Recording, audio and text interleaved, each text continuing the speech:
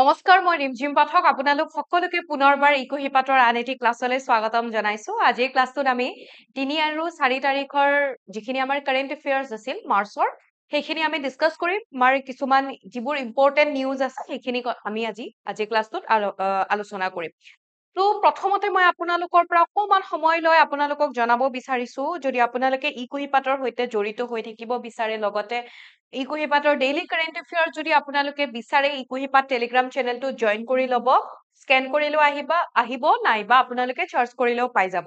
লগতে এইটো মোৰ টেলিগ্ৰাম চেনেল জিকে উইথ ৰিমঝিম মেম যদি আপোনালোকে বিচাৰে জয়েন কৰি লব আৰু ইয়াতে অকমান সময় লৈছো যিসকলে আৰআৰবি গ্ৰুপ ডিৰ কাৰণে প্ৰস্তুতি চলাই আছে তেওঁলোকৰ কাৰণে হয় এইখিনি আৰু বাকি আপোনালোকৰ যাৰ নাই আপোনালোকে স্কিপ কৰিব পাৰিব এইখিনি সো আপোনালোকে যদি আৰআৰবি গ্ৰুপ ডিৰ কাৰণে আপোনালোকে প্ৰস্তুতি চলাইছে আপোনালোকৰ সুবিধাৰ কাৰণে আমাৰ ইয়াতে এটা বেটচ লঞ্চ কৰা হৈছে অসমীয়া ইংৰাজী দুটা মাধ্যমতে থাকিব গোটেইখিনি জেনাৰেল সায়েন্স হওক জিকে হওক জিএস পোৰশনটো হওক কাৰেন্ট এফেয়াৰ্স মেথছ ৰিজনিং যিয়ে হওক গোটেইখিনি অসমীয়া ইংলিছ দুটাতে পঢ়ুৱা হ'ব সবিশেষ জানিবৰ কাৰণে মই দুটা নম্বৰ দিছো কন্টেক্ট কৰিব পাৰিব 036131935570 নাইবা 7002940127 কিবা থাকিলে ইয়াতে আপোনালোকে কন্টেক্ট কৰি লব ঠিক আছে আগবাঢ়িছো আমাৰ প্ৰথমটো নিউজৰ ফালে তো প্ৰথমটো নিউজ আমি ইম্পৰ্টেন্ট ডেজ কিছুমান চাই লও ইয়াতে কি কৈছে যে প্ৰথমটো নিউজ 3 তাৰিখ আৰু 4 তাৰিখ চাম ন তো 3 তাৰিখে কি আছিলে ওয়াৰ্ল্ড ৱাইল্ড লাইফ ডে বিশ্ব বন্যপ্ৰাণী দিৱস World Wildlife Day United Nations General Assembly 2013 চনৰ 20 ডিসেম্বৰত ডিক্লেয়াৰ কৰিছিলে আৰু তেনেকুৱাকে 3 মাৰ্চত 3 মাৰ্চত 2014 পৰা তেনেকে World Wildlife Day সেলিব্ৰেট কৰি অহা হৈছে এইবাৰৰ থিম আছিলে Wildlife Conservation Finance and Investing in People and Planet okay next আকৌ 3 তাৰিখে আকৌ World Hearing Day World Hearing গম পাইছে শ্ৰৱণ দিৱস সেলিব্ৰেট কৰা হয় ইয়াতে কি হয় যে আমাৰ যিখিনি ডিপনেস বা আমি যিখিনি আমাৰ ধৰি লওক বধিৰতা বা এইবোৰক আমি কেনেকে ইয়াক প্ৰিভেন্ট কৰিব পাৰো লগতে আকৌ প্ৰমোট হিয়াৰিং এক্ৰছ দা ৱৰ্ল্ড আমাৰ গোটেই সমগ্ৰ বিশ্বতে শ্ৰৱণ ক্ষমতা কেনেকে প্ৰমোট কৰিব পাৰো হেতুক লৈ পেলাই প্ৰতি বছৰে 3 তাৰিখে 3 মাৰ্চত ৱৰ্ল্ড হিয়াৰিং ডে সেলিব্ৰেট কৰা হয় এইবাৰৰ থিম আছিলে Changing mindset, empower yourself to make ear and hearing care a reality for all. Next, আকৌ ডেৰ ফালে আমি যদি চাও 4 মাৰ্চত সেলিব্ৰেট কৰা হৈছিলে National Safety Day, ৰাষ্ট্ৰীয় সুৰক্ষা দিৱস। প্ৰথম 1972 আমি যদি চাও যে National Safety Council of India, আমাৰ ভাৰতবৰ্ষৰ National Safety Councilৰ হেতু ফাউণ্ডেশ্যন টু সেলিব্ৰেট কৰিবৰ কাৰণে 1960 যিটো 1966ত এস্টাবলিশ কৰা হৈছিলে মিনিষ্ট্ৰি অফ লেবাৰ এণ্ড এমপ্লয়মেন্টৰ দ্বাৰা এটো কি হয় স্থাপন কৰা হৈছিলে যে আমি প্ৰতি বছৰে 4 মাৰ্চত নেশনেল সেফটি ডে সেলিব্ৰেট কৰিম বুলি তেনেকে হেতু উদযাপন কৰা হৈছিলে আৰু এটো 4 মাৰ্চৰ পৰা 10 মাৰ্চ লৈকে নেশনেল সেফটি উইক হিচাপে তেনেকে সেলিব্ৰেট কৰা হয় আমি যদি চাও এটা উইক হিচাপে আৰু এইবাৰৰ থিমটো হৈছে safety and well being crucial for Viksit Bharat okay next এইফালে আগবাঢ়িছো অস্কাৰৰ ফালে অস্কাৰ 2025 2025 চনৰ অস্কাৰ বঁটা ঘোষণা কৰা হৈছে আৰু হেতু আমি 97 আমাক যদি হুদে কিমান সংখ্যক 97 একাডেমি এৱাৰ্ড হয় ওকে কোনে কোনে লাভ কৰিছে গোটেইখিনি নালাগে কিছুমান ইম্পৰ্টেন্ট আমি চাম যিখিনি আমাৰ কাৰণে ইম্পৰ্টেন্ট তাৰ উপৰিও আমি যদি চাও হোষ্ট কোনে কৰিছিলে কোড হোষ্ট কৰা হৈছে সুধিব পাৰে তো ইয়াতে মনত ৰাখিব লছ এঞ্জেলছৰ যিটো ডলবি থিয়েটাৰ আছে অফিচিয়েল হলিউডত তাতে কি হয় কোনে হোষ্ট কৰিছিলে কোনন অ'ব্ৰাইনৰ দ্বাৰা তেখেতৰ দ্বাৰা এটো কি হয় হোষ্ট কৰা হৈছিলে আৰু ইয়াতে যিখন অনোৰা ফিল্ম খনে টোটেল 5টা অস্কাৰ টোটেল 5টা কি হয় এৱাৰ্ড লাভ কৰিবলৈ সক্ষম হৈছে ইম্পৰ্টেন্ট মনত ৰাখিব এখন ফিল্মে 5টা অস্কাৰ লাভ কৰিছে কিহত best film best director best actress best original screen play and best film editing okay so কোনখন ফিল্ম অনোৰা মনত ৰাখিব 5টা পাইছে কোনে হোষ্ট কৰিছিলে মনত ৰাখিলে হল এতিয়া আমি লিষ্টখন চাই লও অকমান তাৰ আগতে আমি ইণ্ডিয়াৰ খিনি অকমান চাই লও ঠিক আছে গোটে এইবাৰৰ 25ৰ অস্কাৰৰ ফালে যোৱাৰ আগতে অকমান ইণ্ডিয়াৰ যদি চাও তেনেহলে আমাৰ ভাৰতবৰ্ষৰ পৰা প্ৰথম অস্কাৰ লাভ কৰা ব্যক্তি কোন হয় ভানু আথেইয়া কিহৰ কাৰণে লাভ কৰিছিলে গান্ধী মুভিখনৰ বেষ্ট কস্টিউম ডিজাইনৰ কাৰণে 1983 ৰাইট তাৰ পাছত আকৌ যদি আমি চাও best documentary short subject period end of sentence 2019 Guneet Monga তেখেতে তাৰোপৰি ইফালে best sound mixing Resul Pookutty Slumdog Millionaire কাৰণে বেষ্ট সাউন্ড মিক্সিঙৰ কাৰণে আৰু এই ফিল্মখনৰ কাৰণে এআৰ ৰহমানে কি হয় জয় হো ফিল্মখনৰ মানে জয় হো যিটো সং আছিলে তাৰে কাৰণে এআৰ ৰহমানেও কি হয় স্লামডগ মিলিয়নাৰী সেইখনৰ কাৰণে 2009ত বেষ্ট অৰিজিনেল সং কেটেগৰীটোত অস্কাৰ লাভ কৰিবলৈ সক্ষম হৈছে তাৰোপৰি আকৌ এআৰ ৰহমানে সেইটোৰ লগতে জয় হো সংটোৰ কাৰণে মনত ৰাখিব জয় হো সংটোৰ কাৰণে এআৰ ৰহমানে দুটাকে অস্কাৰ লাভ কৰিছিলে তাৰোপৰি বেষ্ট ডকুমেণ্টাৰী আমি যদি চাওঁ লাষ্ট 2023 আমাৰ কি হয় ভাৰতবৰ্ষৰ পৰা দুটা অস্কাৰ লাভ কৰিবলৈ সক্ষম হৈছিলে এটা হয় বেষ্ট ডকুমেণ্টাৰী যিটো হৈছে ইলিফেণ্ট হুইস্পাৰাৰ্ছ ৰাইট 2023 আৰু নাটু নাটু সংটোৱে ৰাইট আৰআৰৰ মুভিখনৰ নাটু নাটু সংটোৰ কাৰণে এম কিৰাবানী আৰু চন্দ্ৰ ঘোষ ঠিক আছে সো এইখিনি আপোনালোকে মনত ৰাখিব এইখিনি কিছুমান ইম্পৰ্টেন্ট দি দিছো দেন আকৌ আমি ইয়াতে এইবাৰৰ যদি চাওঁ 25ৰ বেষ্ট পিকচাৰটো আমি পালো অনুৰা কিছুমান আমি দেখিলো অনুৰাই ক'ত ক'ত লাভ কৰিছিলে best picture Anora best director অনুৰাৰ কাৰণে কোনে লাভ কৰিছে চিএন বেকাৰ বেষ্ট এক্ট্ৰেছ অনুৰাৰ কাৰণে Mikey Madison then best original screenplay again অনুৰাৰ কাৰণে Sean Baker then best film editing same কোনে লাভ কৰিছে অনুৰা তো অনুৰাই এই পাঁচটা কেটেগৰীত লাভ কৰিছে আৰু কোনে কোনে অনুৰা মুভিখনৰ কাৰণে লাভ কৰিছে সেইটো মনত ৰাখিব নেক্সট বেষ্ট এক্ট্ৰেছটো আমি দেখিলো অনুৰা পাৰে কাৰণে পাইছে বেষ্ট এক্ট্ৰেছৰ বেষ্ট এক্টৰ কেটেগৰীটোত কোনে পাইছে দা ব্ৰুটেলিষ্টৰ কাৰণে এড্ৰিয়ান ব্ৰোডিয়ে পাইছে দেন বেষ্ট এনিমেটেড ফিচাৰ যদি চাওঁ ফ্লো দেন বেষ্ট সাপোৰ্টিং এক্ট্ৰেছৰ কাৰণে জো চেলডেনা এমিলিয়া পেৰি সেই মুভিখনৰ কাৰণে পাইছে বেষ্ট সাপোৰ্টিং এক্টৰৰ কাৰণে কেৰন কুলকিন ৰিয়েল পেইনৰ কাৰণে পাইছে ইণ্টাৰনেশ্যনেল ফিচাৰ্ছ ফিল্মৰ কাৰণে ব্ৰাজিলৰ আই এম ষ্টিল হিয়ৰ সেইখন লাভ কৰিছে ঠিক আছে নেক্সট বেষ্ট ডকুমেণ্টাৰী ফিচাৰ হিচাপে নো আদাৰ লেণ্ড দেন বেষ্ট অৰিজিনেল সং ইলমান তো কি হয় এইকেইটা কেটেগৰীত কোনে কোনে কি মানে লাভ কৰিছে সেইটো আপোনালোকে মনত ৰাখি থৈ দিব অকমান দেন নেক্সট এটা নিউজৰ ফালে আগবাঢ়িছো আইচিচি য়ং গেট চেয়াৰমেন জেছা তেখেতক এৱাৰ্ড এটা প্ৰদান কৰা হৈছে কিহেৰে তেখেতক সন্মানিত কৰা হৈছে সেইটো হৈছে icon of excellence award at আমি যদি চাওঁ ফৰ্বছৰ দ্বাৰা এটা আইকন অফ এক্সিলেন্স এৱাৰ্ডত তেনেকুৱাকে বঁটা প্ৰদান কৰা হৈছে জেছা জুন আইচিচি দ্যাট মিন্স কি হয় ইণ্টাৰনেশ্যনেল ক্ৰিকেট কাউন্সিলৰ তেখেত চেয়াৰমেন হয় ৰাইট তো তেখেতক icon of excellence award 14 edition of Forbes India leadership এৱাৰ্ডছৰ যিটো 14 এডিশ্যন আছিলে তাতে তেখেতক আইকন অফ এক্সিলেন্স এৱাৰ্ডেৰে সন্মানিত কৰা হৈছে ঠিক আছে তো কোন হয় মনত ৰাখিব জেছা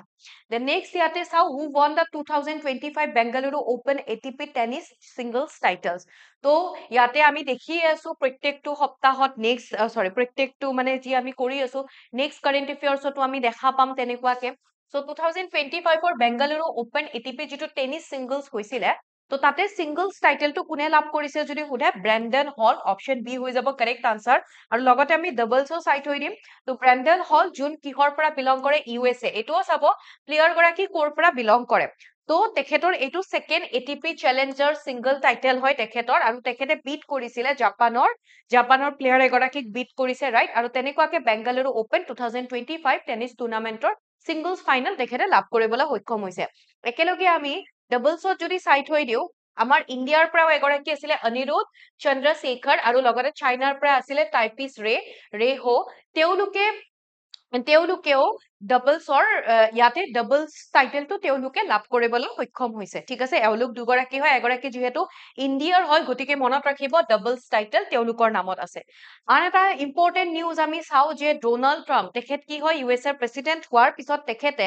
ইউএছএত কি কৰিছে ইংলিছটোক অফিচিয়েল লেংগুৱেজ হিচাপে ডিক্লেয়াৰ কৰিছে ঠিক আছে তো সুধিব পাৰে কোনটো লেংগুৱেজক অফিচিয়েল লেংগুৱেজ হিচাপে ডিক্লেয়াৰ কৰিছে তেনেকুৱা কোৱেশ্চন সুধিব পাৰে কোনে ডিক্লেয়াৰ কৰিছে তো তেনেকে সুধিব পাৰে তো জাস্ট তেনেকে ওয়ান লাইনাৰ হিচাপে মনত ৰাখিলে হল দেন ইয়াতে আমাক যদি সুধে কান্ট্ৰি আৰু ইয়াতে ক্যাপিটেল আৰু কারেন্সি কি হ'ব হেতু আপোনালোকে মোক কমেন্ট সেকশনত জনাব ঠিক আছে নেক্সট কোৱেশ্চনৰ ফালে আগবাঢ়িছো first comprehensive estimate of river dolphin in India আমাৰ ভাৰতবৰ্ষত কি কৰিছে প্ৰথমবাৰৰ বাবে আমি যদি চাওঁ যিবোৰ ৰিভাৰ ডলফিন আমি ইয়াতে যিটো হিহু বুলি যিটো কওঁ তো হেতুৰ কি হয় প্ৰজেক্ট ডলফিনৰ আন্ডাৰত এটো ভাৰতত প্ৰথম আমাৰ এটা এনেকুৱাকে সাৰ্ভে এটা কৰা হৈছে ৰিভাৰ ডলফিনৰ আৰু ক'ত কৰা হৈছে কোন নদীত গংগা ব্ৰহ্মপুত্ৰ আৰু ইন্দাস সিন্ধু নদীৰ যিটো মানে ৰিভাৰ বেচিনত বা নদী অৱবাহিকা অঞ্চলত সেইটো সাৰ্ভে কৰি পেলাই অলমোষ্ট ডলফিনৰ পপুলেশ্যন 6327 বুলি তেনেকুৱাকে উল্লেখ কৰা হৈছে ঠিক আছে এতিয়া আকৌ এই গোটেইবোৰৰ ভিতৰত যেতিয়া এইটো সাৰ্ভেটো কৰা হ'ল তাৰ পাছত এনেকুৱাকে ডিক্লেয়াৰ কৰা হৈছে যে আটাইতকৈ বেছি ডলফিন ক'ত পোৱা যায় উত্তৰ প্ৰদেশত ঠিক আছে তো আমাক সুধিব পাৰে হাইয়েষ্ট ক'ত পোৱা গৈছে সাৰ্ভে মতে উত্তৰ প্ৰদেশত তাৰ পাছত উত্তৰ প্ৰদেশৰ পিছত নেক্সট বিহাৰ দেন ৱেষ্ট বেংগল আৰু তাৰ পাছত কি হয় অসম আৰু আমি ইয়াতে যদি চাওঁ যিটো গেংছ ৰিভাৰ ডলফিন বা যিটোক আমি শিহু বুলি কওঁ সেইটো আমাৰ অসমৰ আমাৰ ষ্টেটৰ কি হয় ইকুৱাটিক এনিমেল বা জলজ প্ৰাণী হয় ৰাইট তো আকৌ লগতে কি হয় আমাৰ অসমৰ লগতে ইণ্ডিয়াৰো নেশ্যনেল ইকুৱাটিক এনিমেল হয় ৰাইট আৰু এইটো অলমোষ্ট কেনেকুৱা হয় প্ৰায় ব্লাইণ্ড অন্ধ হয় ৰাইট আকৌ ইয়াতে আমি যদি চাওঁ এই ডলফিনৰ 90% পপুলেশ্যন ইয়াতে কি হয় আমাৰ ইণ্ডিয়াত মানে সেই স্পেচিছৰ আমি যদি 90% যদি চাওঁ যিটো ৰিভাৰ গেংছ ডলফিনৰ কথা কোৱা হৈছে গেংছ ৰিভাৰ ডলফিন সেইটো 90% আমাৰ ইণ্ডিয়াতে আছে পপুলেশ্যন আৰু এইটো ক'ত পোৱা যায় গংগা ব্ৰহ্মপুত্ৰ মেঘনা আৰু ইয়াতে যদি চাওঁ তেনেহলে কৰ্ণফুলি ৰিভাৰ চিষ্টেমত পোৱা যায় ঠিক আছে নেক্সট ইয়াতে অকমান গেংছ ৰিভাৰ ডলফিনৰ বিষয়ে আমি চাই লৈছো যেনেকে মই অকমান কলো ফাংচন মানে অলপ আগতে কলো ফাংচনেলি তেওঁলোক কি হয় ব্লাইণ্ড হয় ৰাইট আৰু এইবাৰ হেই কৰি পেলাই সাৰ্ভেটো 6324 তেনেকুৱাকে ৰিভাৰ ডলফিন তেনেকুৱাকে তিনিখন মানে তেনেকে সেই নদীৰ ওপৰত হেই কৰি এইটো সাৰ্ভে কৰি পেলাই এইটো এটা নাম্বাৰ এটা পোৱা গৈছে আৰু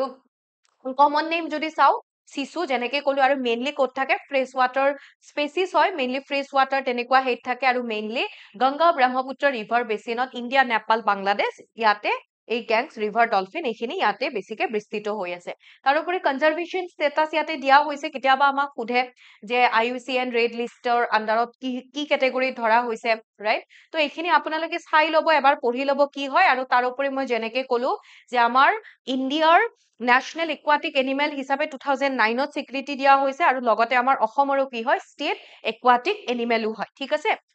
নেক্সট এটা নিউজৰ ফালে আগবাঢ়িছো IRCTC আৰু IRFC এই দুটা কি হয় নৱৰত্ন ষ্টেটাছ অৰ্থাৎ মহাৰত্ন তেনেকুৱাকে ষ্টেটাছ এই দুটাক প্ৰদান কৰিছে কোনে চেন্ট্ৰেল গভৰ্ণমেন্টৰ দ্বাৰা এই দুটাক নৱৰত্ন ষ্টেটাছ দিয়া হৈছে ৰাইট তো ইয়াতে আমি যদি চাওঁ আৰু তাৰ পাছত এই দুটা 25th আৰু 26 Navratna central public sector enterprises in India অৰ্থাৎ 25 আৰু 26 সংখ্যক তেনেকুৱাকে সেই তাৰ আণ্ডাৰত আহি গৈছে এতিয়া আমি ইয়াতে যদি চাওঁ এটা আমি পাওঁ মহাৰত্ন এটা পাওঁ নৱৰত্ন আৰু এটা পাওঁ মিনি ৰত্ন এতিয়া মহাৰত্ন বুলি ক'লে ধৰি লওক অলমোষ্ট 3 বছৰত প্ৰায় 5,000 কোটি টকাৰ তেনেকুৱাকে নেট প্ৰফিট এটা হ'ব লাগিব দেন নৱৰত্ন বুলি ক'লে প্ৰায় ধৰি লওক 3 বছৰত 3,000 টকাৰ এটা 3,000 কোটি টকাৰ নেট প্ৰফিট এটা হ'ব লাগিব আৰু মিনি ৰত্ন আমি দুটা কেটেগৰীত তেনেকে পাওঁ আৰু ইয়াতে আমি যদি চাওঁ ইয়াতে ধৰি লওক এইকেইটা ষ্টেটাছ কোনে দিব মিনিষ্ট্ৰী অফ ফাইনেন্সৰ আণ্ডাৰত ডেপ্ট অফ পাব্লিক এণ্টাৰপ্ৰাইজেছৰ দ্বাৰা এইবোৰ ষ্টেটাছ প্ৰদান কৰা হয় অকে এতিয়া আমি ইয়াতে যদি IRCTC অৰ্থাৎ Indian railway catering and tourism corporation ইহঁতৰ এইটো কি হয় বা আমি যদি IRFC এইটো যদি চাওঁ এইটো নৰ্মেলি এইবোৰ চেন্ট্ৰেল পাব্লিক সেক্টৰ এণ্টাৰপ্ৰাইজেছ হয় যিটো মিনিষ্ট্ৰী অফ ৰেলৱেৰ আণ্ডাৰত আহে আৰু ইয়াতে যিটো কলো Indian railway catering and tourism corporation এইটোৰ কাম হৈছে যে যিখিনি আমাৰ ধৰি লওক কেটাৰিং টুৰিজিম ৰেলৱেৰ কেটাৰিং টুৰিজিম বা অনলাইন টিকেটিং সেইবোৰৰ কাৰণে ৰেছপন্সিবল হয় আৰু যিটো IRFC অৰ্থাৎ ইণ্ডিয়ান ৰেলৱে ফাইনেন্স কৰ্পৰেশ্যন যিটো ইণ্ডিয়ান ৰেলৱেৰ কাৰণে তেনেকুৱাকে কি হয়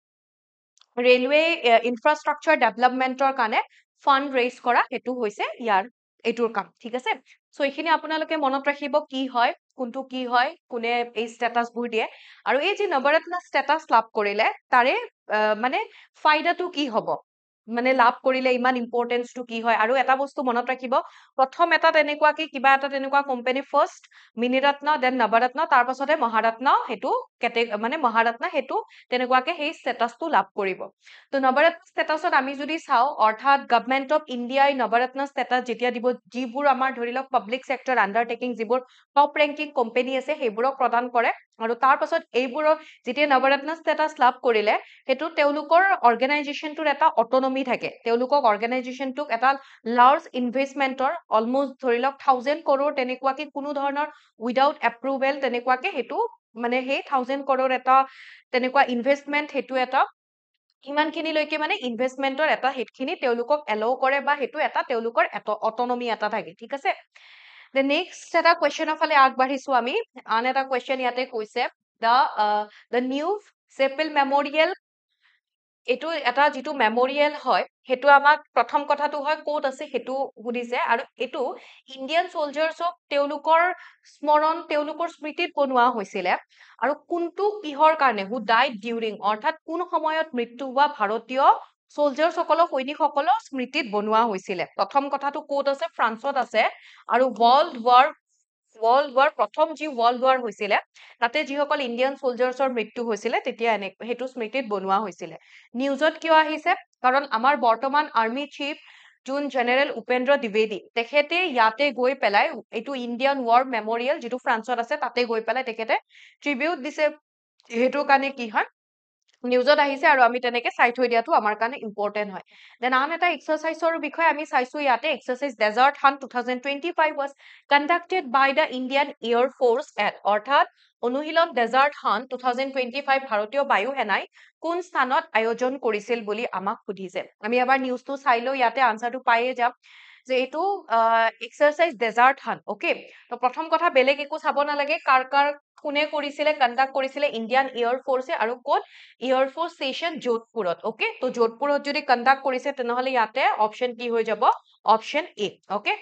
দেন এইটো যদি আমি চাওঁ এইটো এটা try service special force exercise হয় অৰ্থাৎ সেৱা বিশেষ বাহিনীৰ অনুশীলন হয় য'ত ইয়াতে কোন কোন মানে ইনভলভ থাকে ট্ৰাই সাৰ্ভিস বুলি যিহেতু কোৱা হৈছে ইয়াতে তিনিটা সাৰ্ভিসৰ পৰা যেনেকে Para special force Indian army তাৰপাছত মেৰাইন কমাণ্ডোজ আকৌ ইণ্ডিয়ান নেভি আৰু Garud special forces of Indian air force এই গোটেইখিনি কি হয় ইয়াতে ইনভলভ থাকে দেন এওঁলোকৰ মেইন ফ'কাছ কি হৈছে যিখিনি আমি ধৰি লওক আন্তঃকাৰ্য ক্ষমতা ইণ্টাৰঅপাৰেবিলিটি তাৰপাছত ইয়াতে আমি যদি চাওঁ যেনেকে সহযোগিতা বা ৰেপিড ৰেছপন্স এইবোৰৰ ওপৰত তেনেকুৱাকে গুৰুত্ব দিয়া হয় ফ'কাছ কি হয় সেইটো ইমান চাব নালাগে জাষ্ট জানিলে হ'ল কাৰ মাজত হয় ক'ত হৈছিলে ৰিচেণ্ট যদি হৈছে ক'ত হৈছিলে সেইখিনি জানিলে হ'ল আৰু এইখিনি আছিলে আজি আমি ডিছকাছ কৰিবলগীয়া আমাৰ নিউজখিনি নেক্সট ক্লাছ কেইটাত আমি আৰু বাকী যি দুদিনৰ মূৰে তেনেকে আলোচনা কৰি থাকিম কেনেকুৱা পালে জনাব কিবা প্ৰব্লেম থাকিলে জনাব লগ পাম আন এটি ক্লাছত থেংক ইউ so much